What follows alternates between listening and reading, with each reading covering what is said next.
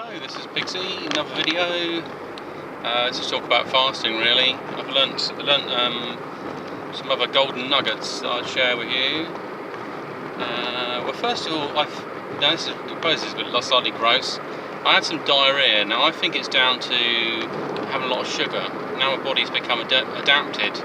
I started drinking a sports drink, and to be honest, it just didn't taste good. I drank some of it, and I only felt like drinking about a quarter of it, and then I just got rid of it, which is weird. Just like I felt like I'd be forcing myself to eat more than, or to drink more than I need to. Okay, so it's different. I think everything's on the up anyway for me at the moment, and I'm still losing weight.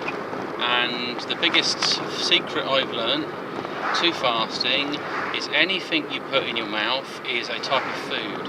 Okay, so if you drink a glass of water, your body is still processing it.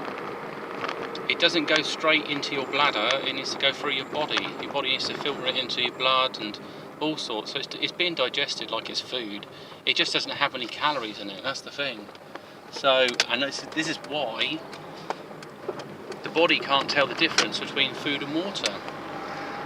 So when you're hungry, or when you're thirsty, it's not always evident until you think, I've got a dry mouth, so I'm thirsty, or you fancy something going in your mouth, basically.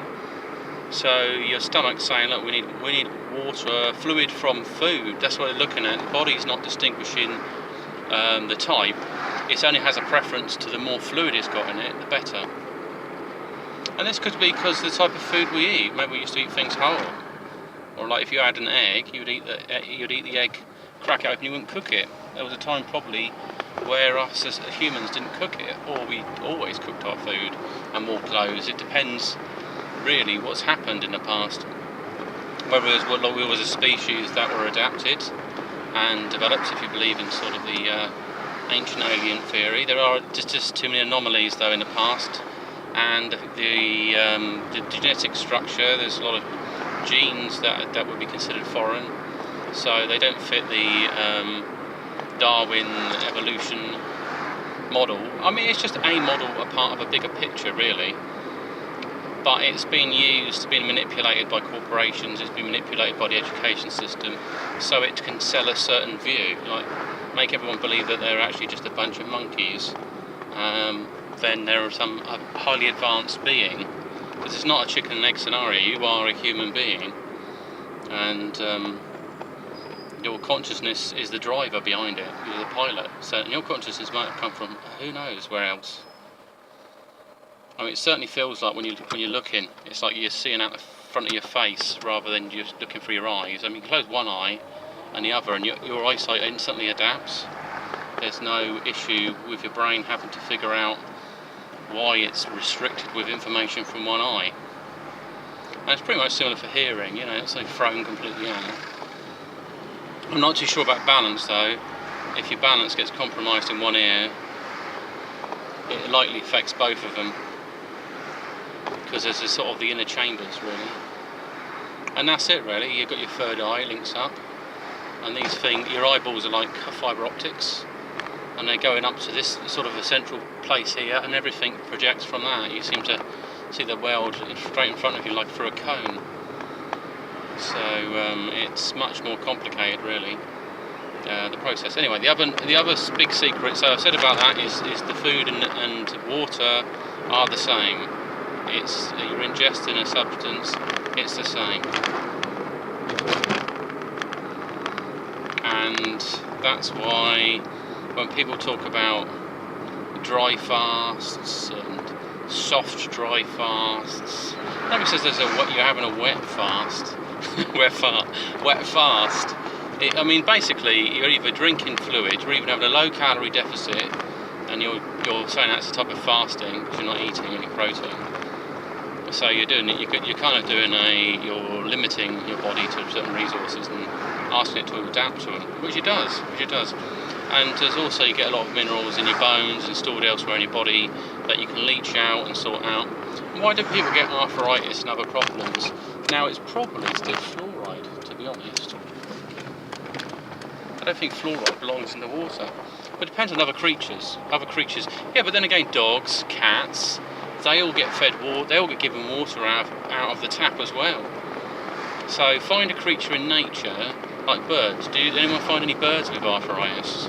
Look at all the animals that don't drink from the tap, and let's find out if they have arthritis.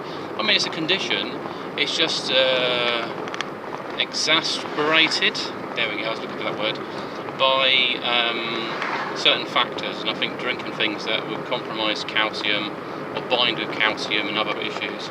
The answer is fasting can sort that out as well. You just need to clear the system, clear it all down.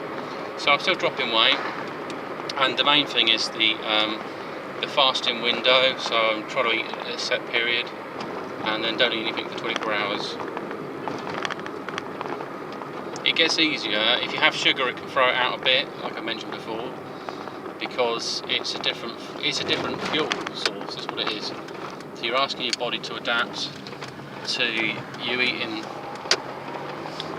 switching from a non-fat to sugar. There's possibly out there other fuels that humans can run on that we're not aware of. It's only because of what the spectrum we've got on this planet. Other worlds, other life forms. If you encountered a life form and you cooked it and ate it, you may be encountering new minerals, compositions, new protein structures, all sorts in there.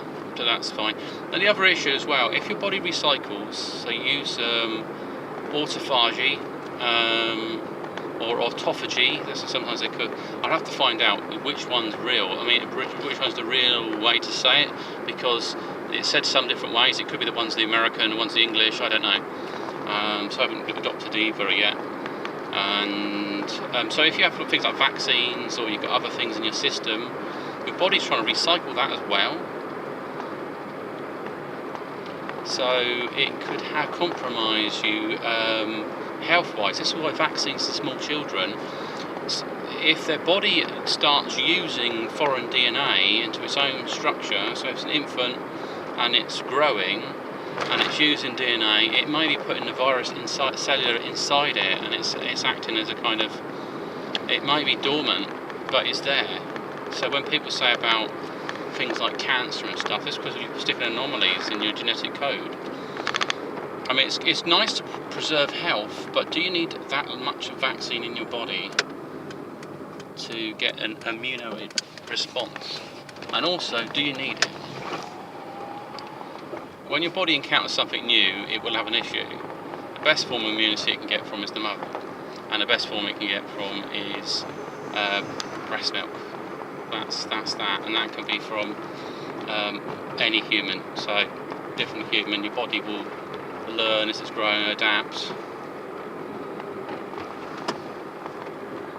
I mean, I don't know, in a tribal culture, if you're all sort of like the children were shared around the tribe or the family, so they might be more than one person breastfeeding. It's basically for survival. However, they also get genetic immunity from the different mothers. If you're in a survival situation, say if a mother can't produce milk, someone needs to, because the child can't adapt that quickly. So that's how you would do it. So it might be what we call wet mothers, I guess, we'll be feeding them. Anyway, this is the Pixie signing off, and speak to you soon.